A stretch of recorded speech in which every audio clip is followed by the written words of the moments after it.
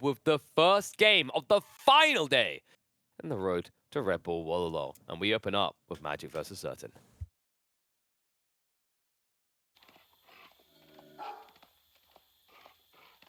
Oof. I don't know. First things first, looking at these wood lines, everything is forward-facing for Magic. So something to keep in mind here is he doesn't necessarily have anywhere to hide behind in his own base. I expect this to come down to mid-map aggression, but I think there's maybe more pressure on Magic to be the one going out into that midfield with these openings. Yeah, if you look at the berry spots, though, those are relatively even, but most of those berry patches are still kind of out in the open, which opens up good raiding possibilities for either player in that intermediate part of the game. What is more interesting, I feel, are the sacred site locations. Unlike most generations on Dry Arabia, you do have two sacred sites that are much closer to each other than they are to the third one. So this northern part of the map is going to have an inflated importance because of that. Yeah, it almost feels like the boar migrated the sacred site away. He's like, get out of my territory. It's kind of a weird spawn here. It doesn't necessarily favor one player or the other, though, right? It's still fairly balanced. I think the key aspects to look towards here is where's the gold, where's the wood, also the deer, actually. If someone gets a retracted deer, very easy for them to kind of go pocket eco while playing mid-map aggression. If both players have to play into the mid to get access to additional berries or deer, all of a sudden your eco becomes more exposed. Yeah, looking at the deer patches, they seem relatively even. You could argue that IamMagic's one to the south is actually a little bit better because it could possibly be walled off thanks to that forest. For sure, ZertoN's deer patches are rather exposed, but strictly speaking, unless you drop some walls here for IamMagic to the south, this deer patch is just as exposed as are the ones from ZertoN. Yeah, I actually feel like ZertoN's is a little bit worse off because although he's got these small little wood pockets, he's got a deer kind of located away from the two sacred sites compared to Magic's. The reason this is important is Magic can direct most of his forces north and he'll be naturally guarding around the eco. And if he goes for a few horsemen, he can just branch around to raid ZertoN. ZertoN's unlikely to guard that for deer because his interest is more north, right? He wants to be getting the majority sacred sites or contesting them. So we'll see if that comes into play. We also have to remember berries, right? This is Delhi. That's definitely going to be a bigger focus for them. And when we look at the berries, there's even more emphasis on ZertoN extending to that deer spot because there's berries right next to it as well. Yeah, for sure. That could be a key location, especially because if you want to go for a raid inside the enemy base, that's the direction you go through as well. So that central part of the map, that's going to have a key importance as well for ZertoN. I'm actually curious whether Magic is going to find a second deer patch that belongs to ZertoN, though. Do keep in mind, both players are playing with one scout only. So that second deer patch from ZertoN might actually go hidden at the edge of the map. And that could be an interesting advantage for ZertoN. He could get away with a couple of villagers there without possibly being raided. It's an interesting thought, actually. Is there's not much desire to play south side for either, so there is a possibility they both just go and exploit that area for eco. Yep. Speaking of eco, a lot of sheep are going to be on the way home for Magic soon, so he'll definitely have a decent amount of reserve. But I think ZertoN got his share as well. Looks like it's going to be the Dome of Faith coming out, the little alien face scaffolding from ZertoN. And Magic, didn't he go for the same choice? I think we're just so far mirrored here. Yeah, we seem to. One difference maker could actually be the sheep that you mentioned before, but it is a minor difference between the two. The share for IamMagic is 13 out of the 24 that you get on the map, so almost a 50-50 split. And obviously, with the Delhi out here, we're mostly talking about berries as the primary source of food, but it's a mirror matchup, so every tiny bit of advantage can matter. So having extra sheep over the opponent can be an advantage. The sheep split. That's actually a good tongue twister. The sheep split is about 50-50, so all good for both sides. Yeah, I was like, do you mean sheep split or sheep spleen? Okay, I guess either could be important here. Don't know if they actually harvest the spleen. I'm pretty sure these villagers use everything they find in the sheep, right? I would think so, yes. Why would you waste anything of it? That's true. I mean, well, even if you did waste it, you just cover it in salt, as we discussed yesterday, right? The meat never expires somehow. True that. I love how Magic's in no rush to get these sheep back, and the reason is, like, he's never going to be pushed off the berries first, actually. I love the fact that he prioritizes scouting vision over bringing all the food home. Yeah, that's important. You have one scout to operate with, so you really want to see what your opponent's up to, especially because we talked about this. This is a mirror. You want to see what the initial production building of your opponent will be, because you may want to adjust your build according to that. Yeah. It's kind of the who blinks first, right? Because if you transition after your opponent, you're transitioning Yep. from behind. Sometimes that can be advantage, and you say, "I'll just double down." But it's tough in this matchup specifically because of I think military efficiency makes it more difficult. Is your opponent can get past the uncomfortable start, then transition faster because the production buildings are operating at 2 times capacity. And it's also about who becomes the tempo setter of this one. And do keep in mind, this matchup can snowball out of control really fast if one player gets the majority of the sacred sites. So you really want to be the tempo setter in a delimiter. And because of that, you really need to be the guy dictating the unit compositions at the beginning of Feudal Age. Otherwise, if you're just trying to play catch-up, your opponent will be the tempo setter, and you could easily miss out on those sacred sites because of that. And I'm curious to see if one of them's going to deviate into a blacksmiths. I've seen this in some of the matchups. I actually feel like in Deli Mirrors, again, the blacksmith actually does pay off. It means that your scholar pool is going to be slightly delayed because you want to get the improved research times. But delaying your scholars a little bit to come out stronger overall as an army it isn't the worst thing. Let's say you give over an extra 100 gold, maybe 150 from Sacred Site caps to your opponent. Big whoop if the alternative is you get your hands on melee tech upgrades on both the damage and defense, right? That's going to be the difference maker, especially in a spear mosh pit. Interesting point, especially because that's what ZertoN is going to go for. That's the kind of older school Deli build. But yesterday, we have seen an uptick in just completely skipping Blacksmith as it is. Because in that case, the idea is that you will just use all your scholars for healing and none for research. So you might as well skip Blacksmith, but kind of compensate for lack of Blacksmith upgrades just by having more healing force on the field. Looks like IamMagic is not going to do that either. He already has a Blacksmith down, but I think he forgot to start queuing research on it. He did. Yeah, I was about to say, there's arguments on whether going Blacksmith early in the mirror is good or not. One thing that can be agreed is going the blacksmiths and not getting the tech is fundamentally bad. Magic seems to have slipped up, still hasn't noticed, and this is going to give an edge over to ZertoN. ZertoN, who, by the way, has already transitioned to archers as well. Magic went a little bit too deep in the spear count. Yeah, he maybe expected more horsemen to pop out from ZertoN. Little did he know that there was going to be no horsemen to come. It's only archers, and this is alarming for Magic because there is not even a range or a stable out there to deal with this. He's only operating with spearmen trying to wall off those sacred sites, but he doesn't have control over any of those, and now his woodlines could be threatened by the archers. Do keep in mind, as you mentioned, all of his forests are on the front. So this is a prime target for ZertoN to deny wood from, and if you can start denying resources away from the opponent, that can easily allow you to get all the map control you need and capture all 3 sacred sites. Stops all transitions, actually stops all unit types. You know, everyone always wonders, what's the most important resource in the game? Is it gold? Is it food? Is it stone? Because there's so little stone. No, it's wood. I actually think wood, 100%. Because everything you do needs wood. You can argue that for food, but if I need to build military units, I'm going to need a little bit of wood. If I need to transition, I'm going to need wood. Even if I want to build more pop cap, I'm going to need wood. Yeah, for sure. If you want to have to farm transition, if you even just want to balance your eco, you have to build a market. For that, you need wood. So, as you said, it is a priority resource, and especially in this matchup where you will be trading off your gold for resources, food primarily, you're gonna need that wood to build that market as well. So, it is a key resource, and denying it could have severe implications on either player, just as much as losing a scholar out there as a freebie for ZertoN. Did he feel like, did he think he'd camouflage? Did he think he put on the red stripes today? He's like, yep, I'm definitely not a spy, guys. Yep, just walk on by. Magic totally won't notice. No, he did. So that's an easy picking. So 1 scholar down. That's actually a pricey one as well. Remember, they cost 90 gold each. Take 45 seconds to produce as well. Will set you back a little bit. And Magic will take any advantage he can get. He's also now looking to take the advantage going to Horseman ahead of ZertoN, but only by a fraction here, as they are both going for the Holy Trinity of all 3 unit types. Ooh, you gotta be careful here.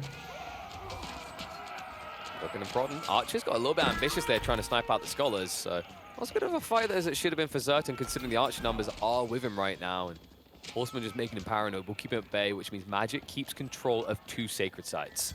Yeah, that's what matters. And he walled off the northern side, which means that he can focus all his attention to the south.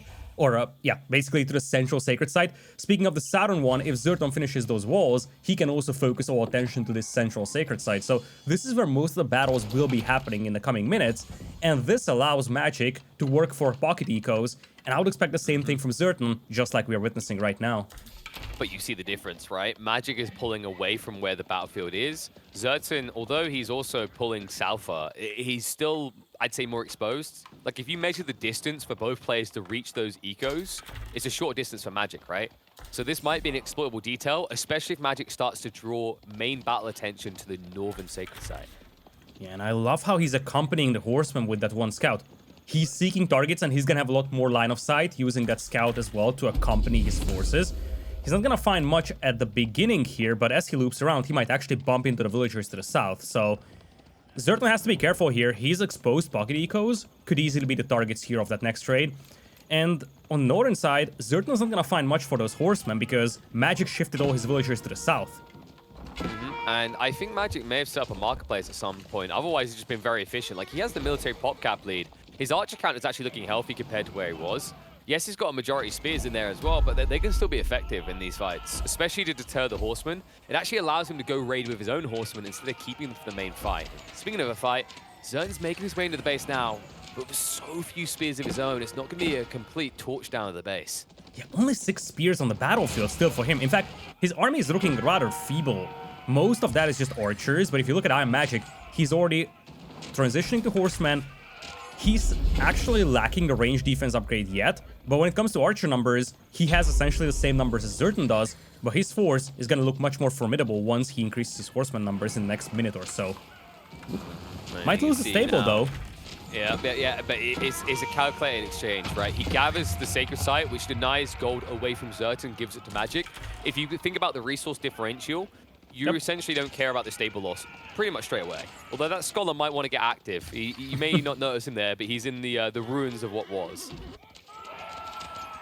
A little bit of a scuffle on the northern side. Blacksmith upgrades actually look better for ZertoN. That could be a bit of an advantage here. Could actually take revenge for a previous scholar lost if he yoinks that one. Yeah, archers are the ones taking the casualties right now. More horsemen coming in makes it even worse for Magic. Magic, of course, doesn't want the spears to show up to this fight because there's so many archers to counter him.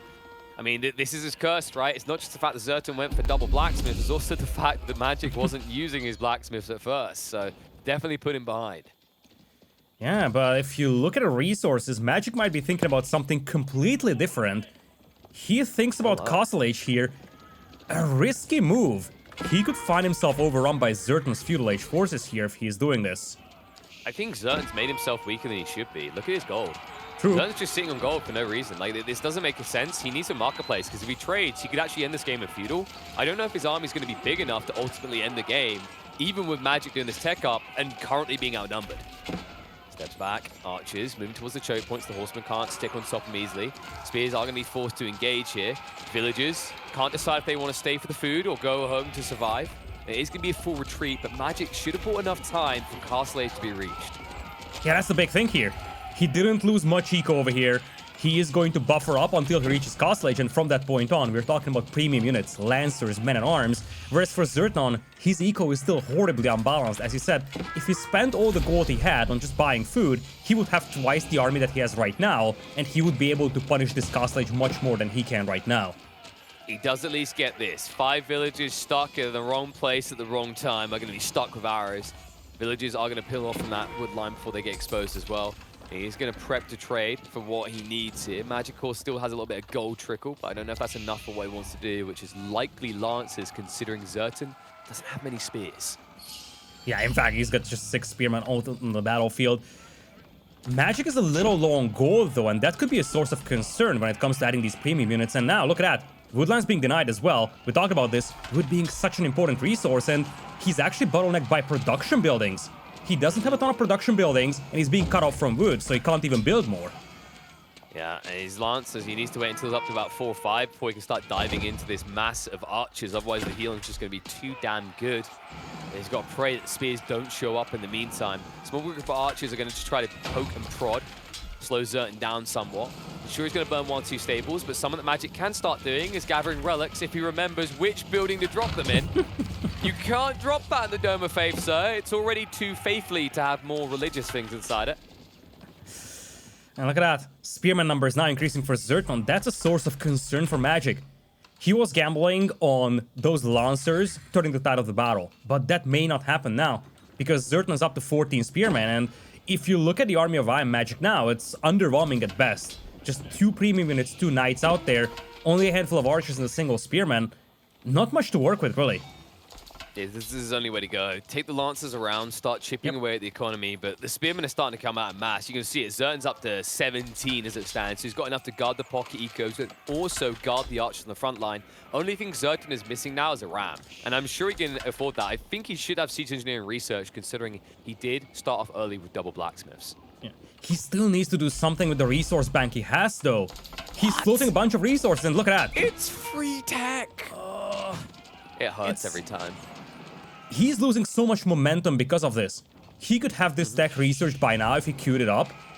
And he could be making rams, as you said. Or he could be going into Castle Age if he balanced his eco. He's delaying so many moves of his just by kind of not focusing back on his eco. I guess he's just too busy microing this army.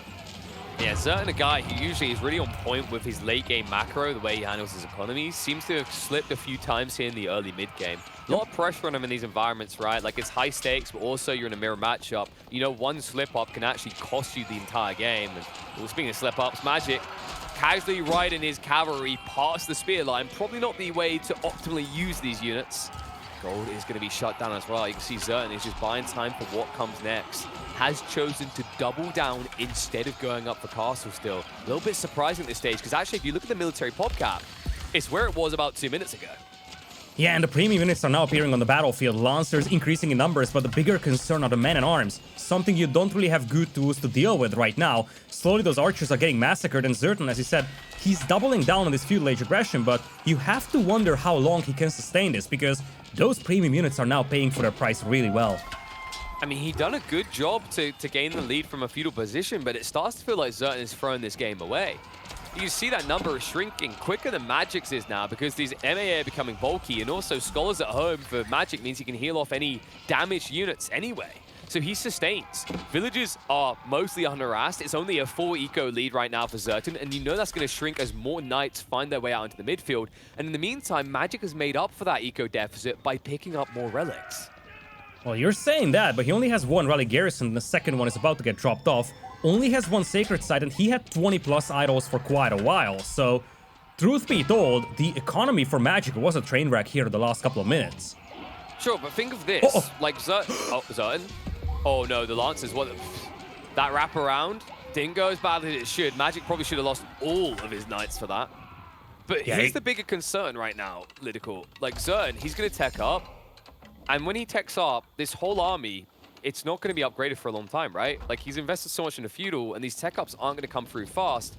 Meanwhile, Magic, like, he's kind of reset the motion in that regards, because he's just building castle units from scratch. It's an interesting point, but I feel like for ZertoN, the key thing here is that he still will have the numbers advantage. For sure, this army won't be upgraded for quite a while, but he's only facing 4 Lancers, 4 men-at-arms, so he can catch up when it comes to the amount of premium units that you have, and he will still have a much larger auxiliary force of leftover feudal age units, and he's gonna have to feel happy about that. Let's see what he goes for. He's going to Lancers. The problem this course is Home Blades is there for Magic, so he will have the edge as long as he fights optimally. However, right now, he's choosing to just ball on into the spear line. Lancers are being sacrificed. Scholars, I don't even know if they can really do enough healing. The archers are able to snipe them down. Spearmen more or less being cleaned up, so Lancers will resume their charge out with the MAA, and the Archer Ball likely to be cleaned up now, but ZertoN in the meantime still has mid-map control, and with it is exploiting all the pocket ecos. And also, he's got horsemen left over, picking up some villagers at the backline, and look at IamMagic's eco. Non-stop 20 idols. It's starting to take a toll on his efficiency. It's getting a little bit worrying here. I mean, the MAA, they're doing the best they can, and in some ways it's kind of working, but it's slow. And you're slowly progressing towards your opponent's base, but still not hitting eco. Meanwhile, on the other side, these little raids are going to continue, and actually going to ramp up as ZertoN starts to add his own Lancers into the mixer. Yeah, that's the big thing, indeed. And these even trades here in the middle, they are just not good for IamMagic because... Are they even? I feel like they're not even anymore, right? Like, the Scholars are still there for ZertoN, but where is Magic Scholars? Yeah, they're just gone. A couple of Scholars got picked off at the beginning of Castle Age by those archers, so they served a good purpose. They were leftover units from Feudal Age, picked off like 2 or 3 Scholars in the previous battle. So Scholar numbers are not looking terrifying either for Magic, only sitting at 6 as opposed to the 10 of ZertoN. Yeah, I mean, Hello? ZertoN, sure he loses that initial fight. Oh no, okay, that's the bigger problem. Get the mill down. Like I say, at least, he loses that initial fight, but I think overall, like that Scholar heal mass might be good enough. Magic could come in clutch though. If he preps the right research, his herbal medicine's on the way now for him. It'll be there quicker because swiftness is in the way for ZertoN. The other thing I'm looking towards is marching drills. If marching drills is in key for Magic, I think it's not because he's still only got one blacksmith, right? So it's gonna be very slow to get these new techs. Yeah, he seems to just go heavy on the cavalry, just dropped 3 stables out there, so he may not even want to operate with the men-at-arms for a long time, just want to go full Night Wars. Do keep in mind that, as you said, he already has own blades as compared to ZertoN. In fact, ZertoN is not even going to have that at all, because he went with the alternative landmark. Did ZertoN forget what base was his? I'm not sure where that guy was going. I thought he was going to go for the GG Wololo play, right? Just go into the wood line, hit the Wololo button, and laugh. But apparently, no balls, no glory. He's just heading home. That would have been ambitious, but there's going to be a deviation with unit compositions over here, because, as you said, Own Blades is going to be a difference maker in the Night Wars, so ZertoN's going to have to make something happen. Adding a lot of ranges here, possibly working towards crossbows, and remember, he went with the compound of the defender, so he wants to go for a lot of keeps very soon, or they're sending a bunch of villagers to stone, and a nice 420 is his stone count right now. Going to get much more dank than that as time goes on, but the question is where he wants to drop the keep. I think actually with the Lancer numbers growing at the pace they are, a keep drop in the base of Magic makes the most sense, right? Like you should just try to rush it in, park yourself on the wood lines, because to bring it back to what we mentioned at the start of the game, what's the weakness for Magic? He doesn't want to be defending because all of his wood is ahead of his base. Yeah, in fact, you can pick multiple good spots over here. You could even drop it to the north to deny all these farms. Speaking of all those farms, the Raiders have arrived. Wraparound coming in from the MAA, and they are threatening. Remember, they've got the Home Blades upgrades. They do a lot more damage than you think, even up against these chunky knights. And that's maybe the problem for ZertoN, is these Lancers can't function as a direct fighting force. They have to just be Raiders. They are discounted heavily, and it's kind of concerning that ZertoN was trying to actually continue to mass Lancers for the purpose of fighting directly. Yeah, maybe he expected a heavy men-at-arms focus from IamMagic. Little did he know that Magic is going to go full Lancers. Now he's going to have to pivot into the crossbows, but he still will have a decent healing power out there with 10 scholars on the field, and more importantly, he's massing crossbows rather rapidly. Something that Magic doesn't have a great answer to right now.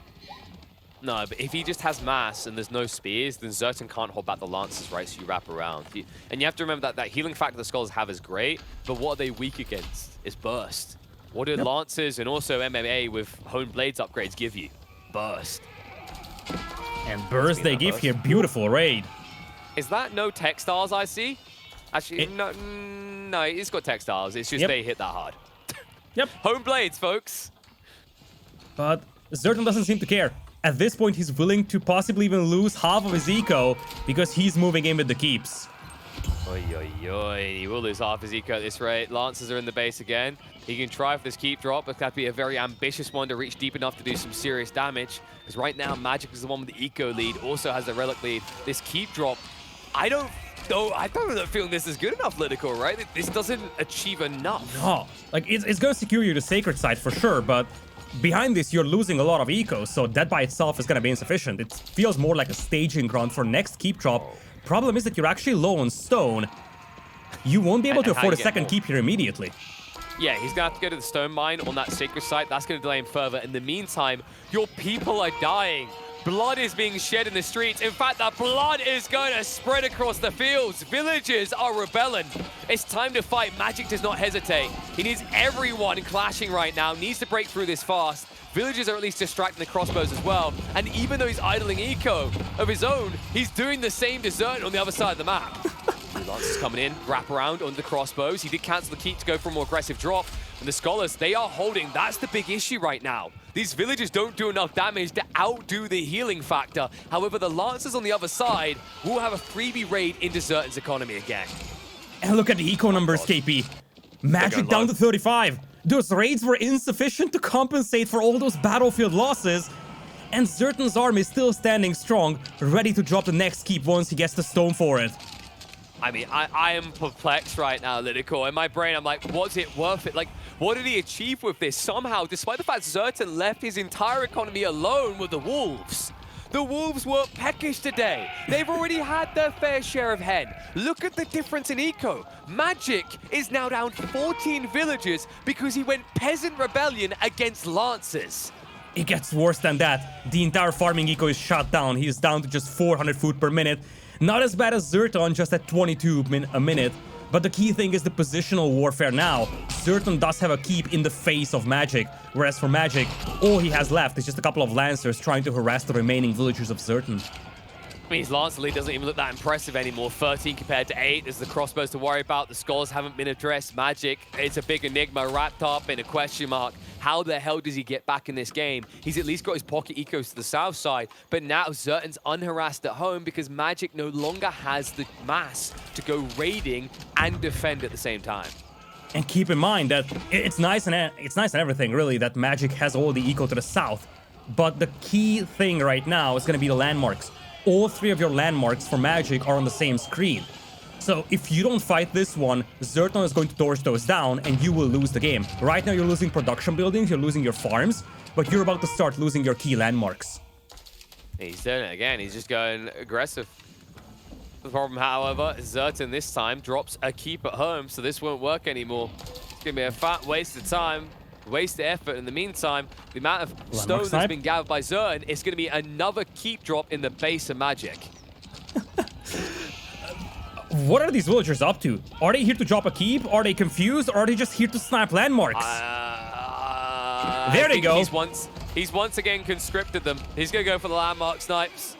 Let's see if he can do it quick enough, though. It's a tough one, because a few crossbows will kill off these Lancers, even with the scholars trying to heal them up. In the meantime, the keeps continue to block out all your food sources, so new Lancers aren't coming out en masse from the base of Magic. No, this is an all-in for him. He's down to 52 population, just 28 eco. He needs to snap these landmarks, but doesn't seem to have the juice for it. Only just now finishing off the first one. He still have to take down the starting town center and the compound of Defender at the back. Lancers going back home here for ZertoN to defend. Crossbows already out there. I feel like this is just insufficient here for Magic, KP. I mean, I feel like at this stage, ZertoN will kill Magic quicker. He's got trebuchets. Magic didn't bring any siege, so he has no way of making this quick. In fact, look how much quicker his progress is. Sure, the Dome of Faith is down first in favor of Magic, but how long did it take him to get through it? He's going to try to raid around and find where the final landmarks are. But his Lancer count, I mentioned it. There's enough crossbows here to kill him off. He's now down to 10. This will not do. This is pretty much done. Magic, a little bit too reliant on villagers for aggressive activities this game. I mean, ZertoN looks like he's going to take a clean 1-0. Ah, such a chaotic game over here indeed. Magic conscripting his villagers, hoping that the raids will be sufficient to compensate for his battlefield losses. But in the end, that did not happen. And now Magic is just down to 40 population, with a dream of trying to snipe those landmarks. But that will remain a dream, because that will never become a reality. And, you know, when I say a clean 1-0, I think it's just how dirty this game looked from Magic that made it look clean from ZertoN. He had a clear plan, it worked out to beauty. Magic looking a bit ugly in this first game means ZertoN is going to take an early lead. And a critical lead it is. Don't forget, this is the only neutral map we're playing. From this moment on, it is going to be the home maps of each player. So being able to take that W on the neutral map is big. It's also big because this is a mirror matchup as well. A mirror matchup that can snowball easily. Something that comes down to raw skills very often, and that's something that ZertoN prevailed in. This could give him a lot of motivation and a lot of momentum going into game number 2. I mean, honestly, Magic, I'm not really sure what the plan was. I hope it's just one of those things he knew it was experimental, he felt he's far behind, and he didn't actually expect that to work out, per se, because that was a perplexing choice. Maybe if the villagers wrap around the crossbows, it makes a bit more sense, but the issue, I think, when we look back at this game is one of no ranged, right? When you get stuck in these weird bloodbath situations, the player that's going to come out ahead is the one that has a ranged melee composition. Because the difference between you and him is that he can take out your healing. You can't do the same to him. And if you remember, most of this game was Magic just not having ample range comp to do anything about ZertoN's healing. It's also the timing. If you take a look at the Castle Age times, it's like a 13-minute to 18-minute Castle Age timing difference between the two players.